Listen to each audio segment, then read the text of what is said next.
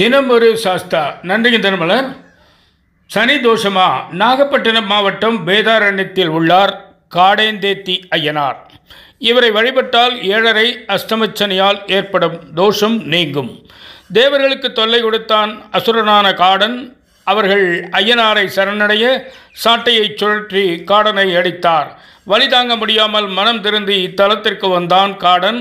இதனால் இந்த ஊருக்கு காடன் திருந்தி என்ற பெயர் வந்தது. இதுவே காடேந்தேத்தி என அழைக்கப்படுகிறது. சத்தியபூரணர் எனும் மகரிஷி கோயில் கட்டி அருகிலேயே தீர்த்தம் ஒன்றையும் உருவாக்கினார். இதில் நீராடினால் தானம் செய்த புண்ணிய பலனை பெறலாம். பூர்ண புஷ்ணகலாவுடன் காட்சி தரும் ஐயனாருக்கு தொடர்ந்து 7 சனிக்கிழமைகளில் எல்தீபம் ஏற்றினால் சனி தோஷம் தீரும். புரட்டாசி ஞாயிறன்று ஐயனாருக்கு திருக்கல்யாணம் நடக்கிறது. திருத்துறைப்பூண்டியிலிருந்து 15 கிலோமீட்டர், நாகப்பட்டிலிருந்து 26 கிலோமீட்டர். நேரம் காலை 9 மணி முதல் மாலை 6 மணி வரை. நன்றி, வணக்கம்.